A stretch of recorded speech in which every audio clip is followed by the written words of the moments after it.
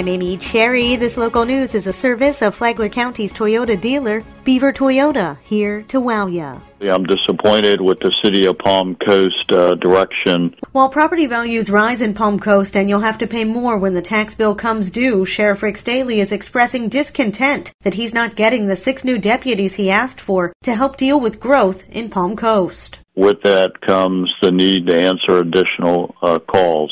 I do not want us to lose our momentum by taking our foot off the gas pedal. He was given a 5% increase, or $176,000, which doesn't come close to the more than $600,000 he needs for his new deputies. Staley says he's hopeful the city will give him a chance to show why he needs the additional deputies, who he says would strictly serve the city of Palm Coast, before council approves the final budget. This portion of Flagler's Morning News brought to you by the Daytona Beach International Airport, Delta Airlines nonstop to Atlanta, and now nonstop service to New York City via American Airlines. Lines are being drawn over a proposed tax increase in Flagler Beach. John Arking has the details. Flagler Beach City Manager Larry Newsom says that the current salaries of city staff are simply not sustainable to maintaining a steady workforce. So he's looking at a tax increase to help remedy that situation. One thing that we haven't done in quite some time is I'm looking at my staff, my employees, that, because one of the things you have to do is you have to have what I consider reasonable salaries for your positions, so you're not consistently losing people, because losing people is a loss of production. That means you have to go back out and advertise for the vacancies, bring somebody else new in, and have to train them. And so I'm trying to get us to what I consider a more stable and competitive salary for my employees. However, Commissioner Rick Bellhumer is one official who's not on board with that idea, calling it unacceptable and ridiculous. Newsom will present his plan on Thursday at the board meeting. Newsom will also be a guest on Free for All Friday, along with Bunnell City Manager Alvin Jackson and Palm Coast Manager Matt Morton. From the WNZF Newsroom, I'm John Arkin.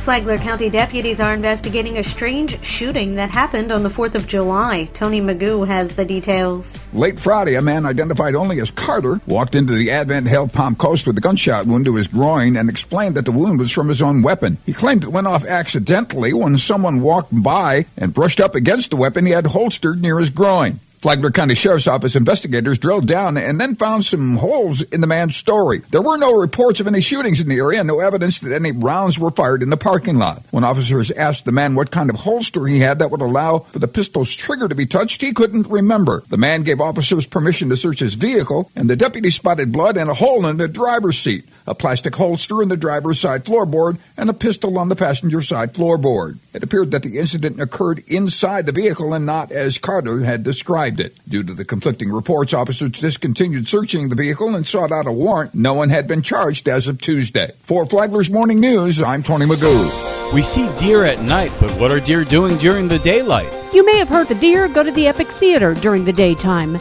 They don't, so say those in the know. Eric Mead of Florida Fish and Wildlife is one of those in the know, and he knows where deer go during the day. They'll bed down in a regular lot, an empty lot, whether there's woods or some vegetation. They can get cover, and a lot of times a deer will come out in the day. They're more nocturnal, so to speak. They'll feed more at night, but they do come out in the day a lot, and that's why you see them. Mead said deer are being run out by the state's housing boom. Steve Williams with the Flagler County Sheriff's Department says that deer will put their fawn under shrubbery at somebody's house for safety reasons. Leave it alone, stay away. If you want to call it in and report that you have one there, then we can go from there and say, okay, if it's not crying like a baby infant, then that means it's not hungry and it's safe. He said the mother put the fawn there for a reason and she should return. Williams said that if the deer is crying, it needs to be called into his department. He said a car could have hit the mother. You can hear the full interview on the Free for All Friday podcast. It's at the Flagler Radio app. Download the Flagler Radio app today.